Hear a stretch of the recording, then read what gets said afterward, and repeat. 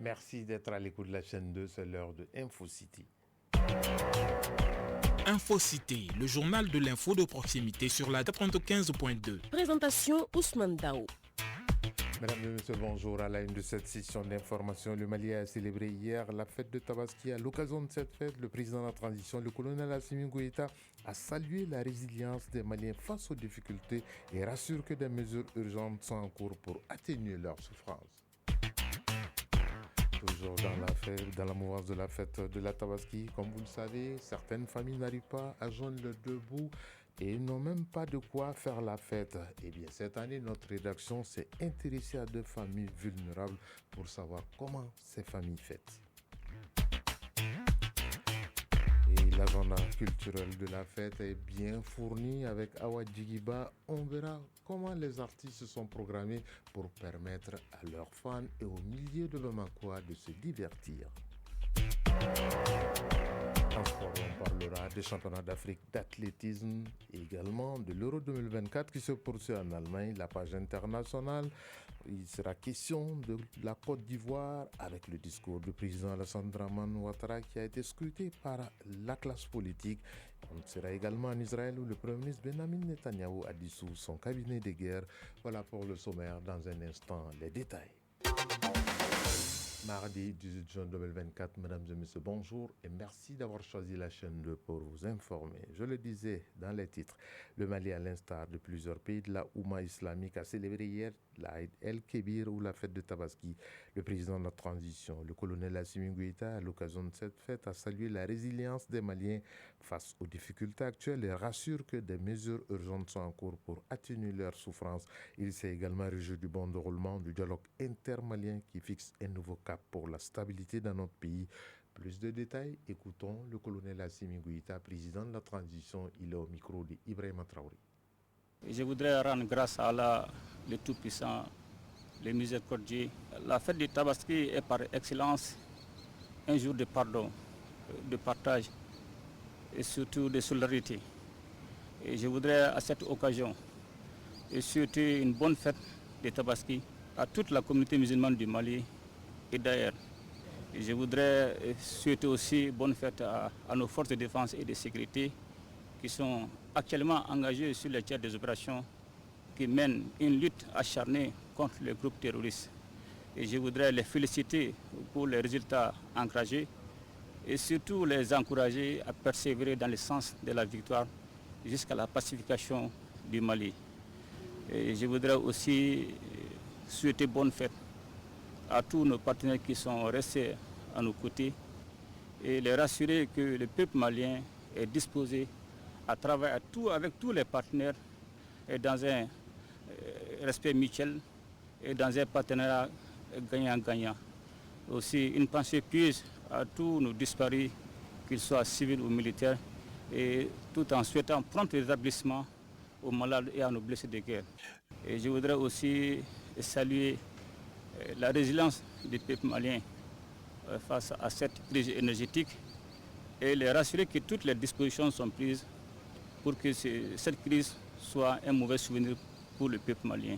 Et je voudrais aussi saluer surtout leur détermination à résister face à l'adversité. Aussi saluer de passage la bonne organisation du dialogue intermalien qui a été un moment de retrouvailles, une rencontre au cours de laquelle toutes les Maliennes et tous les Maliens ont discuté des problèmes du Mali pour une sortie de la crise multidimensionnelle et que notre pays traverse. À l'occasion, le colonel Assimi Goïta, président de la transition, s'exprimait au micro d'Ibrahima Traoré. C'était juste hier après la prière de la Tabaski à Koulouba.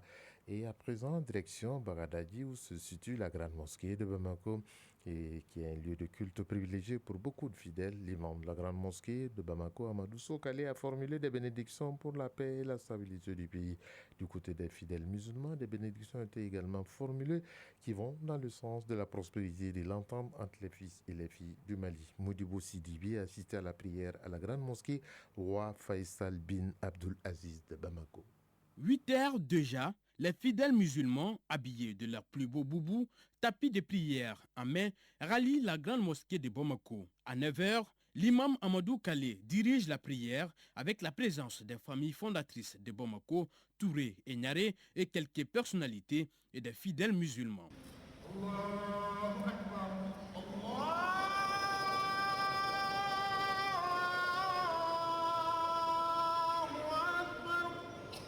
Dans son sermon, l'imam de la grande mosquée de Bamako n'a pas manqué de passer des messages de paix et d'union. Il a invité les Maliens à se faire confiance mutuellement. Amadou Kale appelle à plus de solidarité et de résilience.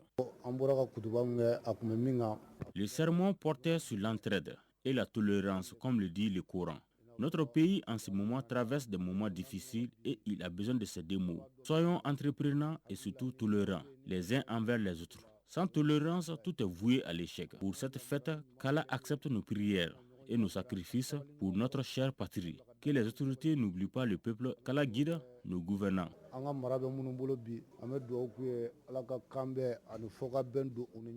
La fête de Tabaski offre l'occasion aux musulmans de se pardonner, mais aussi de formuler des bénédictions pour les pays et les proches. Abibou Diop. Je veux sincère que Dieu exauce nos prières, que Dieu nous montre, que Dieu fasse que l'an prochain, on revienne à la même place, faire nos prières. Seydou Touré, représentant de la famille Touré. Faisons des bénédictions pour nos dirigeants. Demandez au peuple de rester derrière les dirigeants. Notons qu'après l'immolation de son mouton, l'imam de la grande mosquée de Bamako, Amadou Kale, a rencontré les familles fondatrices de Bamako qui lui ont présenté leurs vœux. Modibo Sidibi, il n'y a pas que les vœux pour cette fête de Tabaski. On parle également de moutons car il faut immoler un bélier pour perpétuer et imiter la dévotion du prophète Ibrahim envers Dieu. Cependant, tout le monde n'a pas les moyens de se procurer un mouton, ce qui fait que certaines familles décident de fêter ensemble ou même certains entre amis. Et cela pour consolider les liens de fraternité et familiaux. Samba Sanogo a sillonné quelques familles pour savoir l'intérêt de fêter en communion. L'ambiance est festive ici dans les différentes familles visitées pour l'occasion. Les femmes s'activent à tous les niveaux pour préparer les mains copiées pour la famille et les invités. Il s'agit là de maintenir les liens sociaux qui caractérisent notre société. Amadou Bagayogo, père de la famille. C'est un retrouvaille. Nous sommes une grande famille. Une famille composée de plusieurs porteurs d'uniformes. Il y a la gendarmerie, la police nationale, les eaux de forêt, armée de l'air, armée de terre, les surveillants des prisons, les sapeurs. À part la douane, tout corps porteur d'uniforme est représenté dans la grande famille Bagayogo. Les épouses de la famille Bagayogo de Nyamakoro sont habillées en uniforme et cela a un sens. Bagayogo Aminata Diawara. Nous avons hérité l'uniforme de nos aînés. C'est pour renforcer la cohésion et la solidarité au sein du groupe. Cela permet aux unes et aux autres de porter des habits décents. Après la famille Bagayogo de Nyamakoro, direction la famille Dambélé 1008 logement de Yirimadjo, le chef de famille joue à la carte avec ses amis chrétiens. Eladji Sedou Patrice Dambélé, chef de famille. Moi, je suis musulman, mes soeurs et mes beaux-frères, mon oncle qui est là. Donc, quand il y a la fête musulmane, donc tous les frères et sœurs, mon oncle, tout le monde, sa femme est là. Donc, nous fêtons chez moi. Quand c'est Noël, nous fêtons chez la petite sœur. Nos interlocuteurs n'ont pas manqué de formuler des vœux à l'occasion de la fête. Benoît Joseph Dambélé, ami chrétien. Implorer l'Éternel afin qu'il accorde la santé à tout un chacun. Et surtout, la santé à nos plus hautes autorités et la cohésion. Nana Roseline Dambélé, amie chrétienne. C'est un très grand plaisir pour moi d'être avec les autres. Et ici, il n'y a pas de différence. Et nous nous respectons dans nos religions, dans les différentes religions. Moi, je souhaite une très bonne fête de Tabaski à tous les musulmans du monde entier, particulièrement du Mali, à tous les chrétiens du monde entier, du Mali. Parce que les fêtes, on les fête ensemble au Mali ici sans aucun problème. Le fait de communier ensemble est perçu comme un élément fédérateur même après la fête. Maintenir cette ambiance permet certainement de faciliter la cohabitation entre les fils d'un même pays. Oui, Samba Sanogo, si certains amis et familles se retrouvent pour fêter dans la communion et dans la bonne humeur, tel n'est pas le cas pour tout le monde, car certaines familles et certaines personnes n'ont pas ou ont peu de moyens pour s'y prendre et joindre le debout, relève du parcours de combattant, pour ne pas dire c'est la croix et la bannière. À l'occasion de cette fête, notre rédaction s'est intéressée à deux familles vulnérables pour savoir comment elles vivent et célèbrent la fête. Awa Sidibé nous raconte. Il est 8 heures du matin. Pendant que les autres chefs de famille se dirigent vers la mosquée, Moustapha Samaki, âgé de plus de 70 ans, lui se trouve dans les locaux du service de développement social et de l'économie solidaire de la commune 2 pour avoir de quoi nourrir sa famille en ce jour d'Aïd el-Kébir. C'est dans ce cadre peu commode situé à Bakaribougou que notre septuagénaire et sa femme vivent. D'aussi loin qu'ils se souviennent, cela fait plusieurs années qu'il n'a pas pu immoler un mouton à l'occasion de la fête de Tabaski. Autrefois, j'étais bûcheron, mais avec l'âge, je ne peux plus exercer ce métier. Aujourd'hui, je fabrique et vends des fermetures de chaussures à 100 francs le kilo. C'est avec cet argent que nous subvenons à nos besoins. Je ne saurais dire c'était quand la dernière fois que j'ai pu immoler un mouton pour la Tabaski.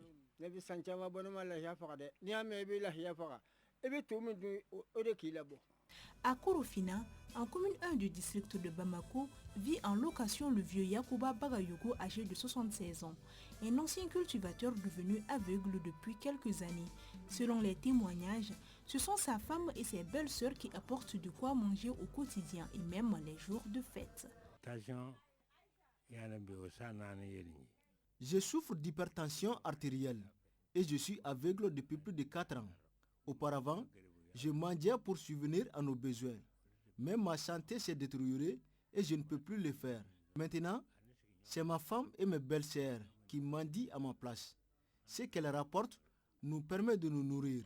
Aujourd'hui, nos voisins nous ont apporté de la viande que nous allons préparer pour notre repas. Aïchata Djipo, belle-fille de Yakuba Bakayogo. Aujourd'hui, je vais préparer du riz et de la sauce oignon. Je viens tout juste de quitter le marché. La solidarité fait partie des valeurs de notre pays. Une solidarité grâce à laquelle de nombreuses familles ont pu dignement célébrer la Tabaski. Awa Sidibi Tabaski rime avec réjouissance, notamment pour les enfants et les adolescents. Ils occupent les endroits de divertissement pour partager des moments inoubliables. Et parmi ces endroits, la cité des enfants n'échappe pas à la règle. Quelles sont alors les dispositions pour que les enfants ne soient pas dépaysés à la cité des enfants? Mamadou Doumbia. La cité Zava. Nous sommes à la cité Zava. Nous sommes en commune 6 du district de Bamako, plus précisément à la cité des enfants. Un endroit dédié aux enfants est aménagé en cette veille de fête spécialement pour les accueillir. Les responsables affirment avoir pris les dispositions nécessaires pour le bonheur des tout-petits. Mfamara Keita, directeur adjoint de la cité des enfants. Comme chaque année, à la veille de chaque fête, nous organisons une opération uniquement dédiée aux jeux ludiques. Donc pour la circonstance, les dispositions sont prises sur le plan sécuritaire, sur le plan sanitaire et sur le plan encadrement technique. Toute l'équipe de la cité est mobilisée pour la cause qui est dédiée à l'occupation saine du temps libre de l'enfant. Amadou Maïga est le chef du service technique. Il nous édifie sur quelques jeux du parc. Nous sommes au niveau des mini-ourous.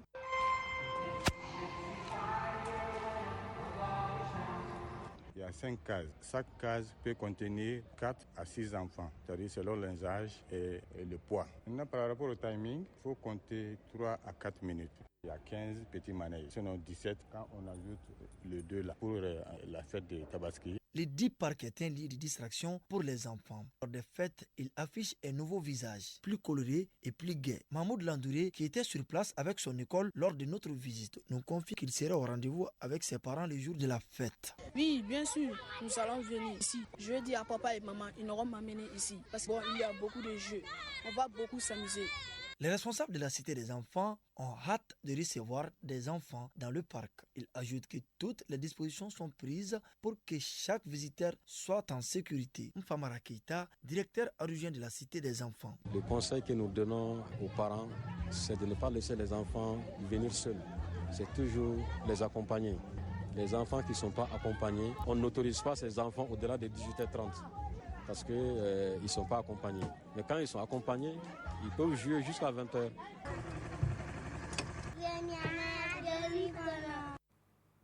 Voilà, de la bonne ambiance du côté de la Cité des enfants, donc un endroit dédié à divertir nos enfants. Je le disais dans les titres, l'agenda culturel de cette fête de Tabaski est très bien fourni pour divertir la population. Les artistes ont élaboré des moments de divertissement ça et là avec des concerts et d'autres prestations artistiques pour mieux égayer leurs fans. Djeneba Djigiba.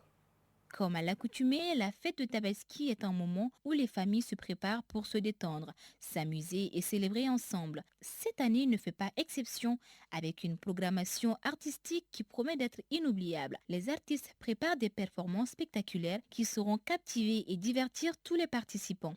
En plus des performances musicales et comiques, une variété de spectacles et d'activités seront organisés pour combler tous les goûts. La ville résonnera au rythme des prestations vibrantes, créant une ambiance festive et unique. L'île d'Où, connue pour ses chansons amoureuses et envoûtantes, offrira un concert le lendemain de la fête à l'Hôtel de l'Amitié. Sa voix douce et ses paroles émouvantes promettent de toucher les cœurs et de créer une atmosphère magique.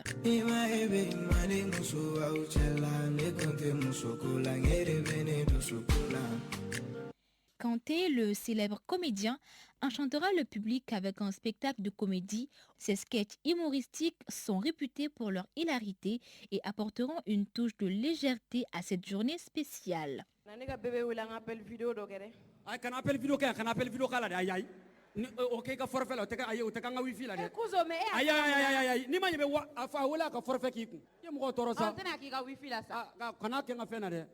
Gaspi, le rappeur énergique, mettra le feu au Palais des Sports le lendemain de la fête avec ses rythmes percutants et ses paroles engagées. Il promet un concert explosif qui fera vibrer les fans de musique urbaine.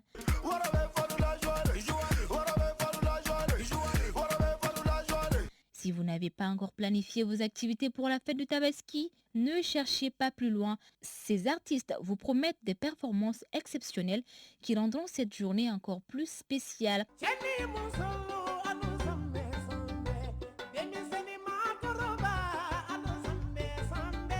La fête de Tabaski mérite d'être célébrée avec éclat et enthousiasme. Ne ratez pas cette occasion de vous amuser et de créer des souvenirs mémorables avec vos proches. Joyeuses fêtes à tous. Voilà, notez bien, c'est rendez-vous sur vos agendas. Bonne fête à toutes et à tous. Dans un instant, la page internationale. À présent, le tour d'horizon de l'actualité internationale. Et ce tour d'horizon sera développé en direct dans ce journal par Omar Sissoko. Omar, bonjour. Bonjour Ousmane. Première escale, la Côte d'Ivoire. Le discours du président Alassane Dramane Ouattara, scruté par la classe politique. Alassane Ouattara, président de Côte d'Ivoire, doit s'adresser à la nation devant le Parlement réuni en congrès ce 18 juin 2024 à Abidjan. Cette année, alors que certaines formations préparent activement la présidentielle de 2025, ce discours est scruté par toute la classe politique avec une grande attention. Ce discours vise à faire le point sur les réalisations menées par le gouvernement. En pratique, il est aussi une fenêtre pour annoncer des perspectives. En 2022, le chef de l'État ivoirien avait ainsi dévoilé le nom de son vice-président.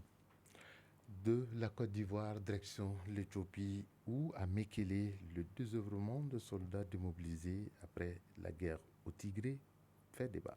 La guerre au Tigré entre les forces fédérales appuyées notamment par l'Érythrée voisine et les rebelles tigréens avait fait environ 600 000 morts entre 2020 et 2022 dans cette région du nord de l'Éthiopie. Un an et demi après la signature d'un traité de paix, plus de 100 000 soldats ont été démobilisés selon le gouvernement intérimaire du Tigré. De nombreux anciens soldats attendent désormais désespérément une aide financière et des formations pour démarrer une nouvelle vie à l'image de ceux qui errent à Mekele.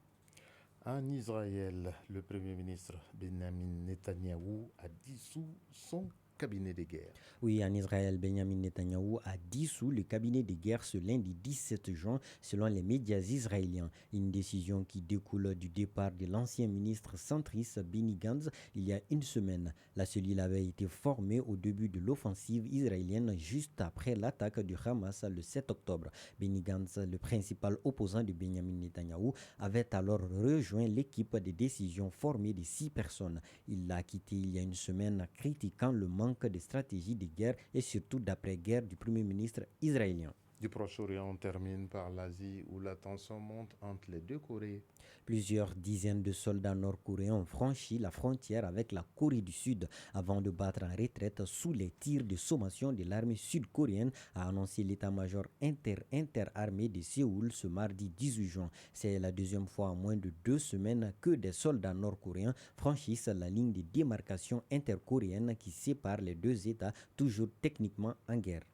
Merci Oumar Sissoko pour ce tour d'horizon de l'actualité internationale. Dans un instant, nous allons partir dans les stades pour parler de sport.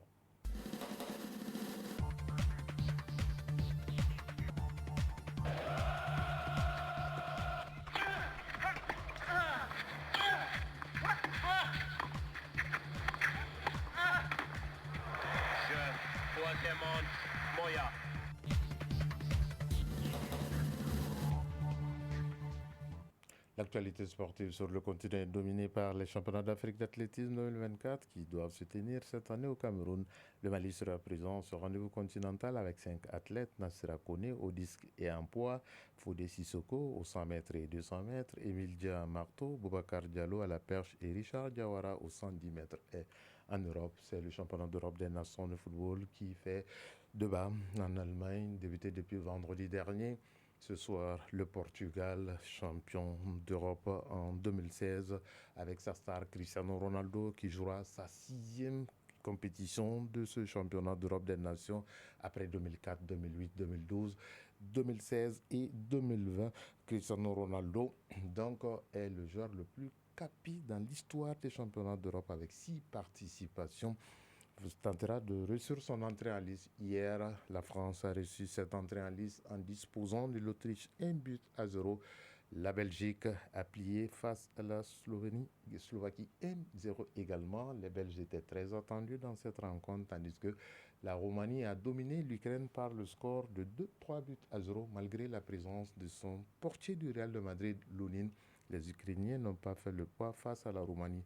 Et puis la Première Ligue a dévoilé il y a quelques minutes le programme du prochain championnat d'Angleterre.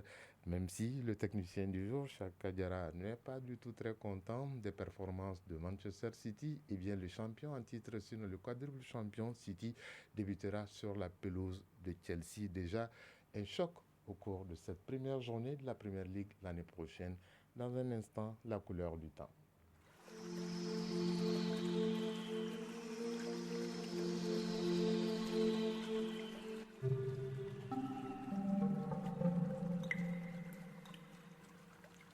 Il est 12h23 sur Bamako et ses environs. Le thermomètre affiche 31 degrés Celsius. Le soleil se couchera à 18h07. Donc c'est la fin de cette session d'information qui vous a été présentée par Ousmane Dao. Très heureux de vous retrouver après quelques jours de pause. Mise en onde, Chaka Diarra et réalisation, Mamadou Doumbia Samba Sanogo. Mise en ligne, Amissa Konate. Coordination, Salimata Dao, Nyanya Alou Traoré. Prochain rendez-vous avec l'actualité, c'est à 18h sur la chaîne 2. Tout le plaisir a été pour nous de vous servir. Si vous êtes à table, bon appétit. Si vous avez fini de manger, bonne digestion surtout. Allez-y doucement avec la viande, puisque ça peut faire des dégâts. Bonne fête à toutes et à tous. Chacun de nous ne peut être une étoile, mais tâchons de briller pour éclairer là où nous sommes. Au revoir et à très bientôt.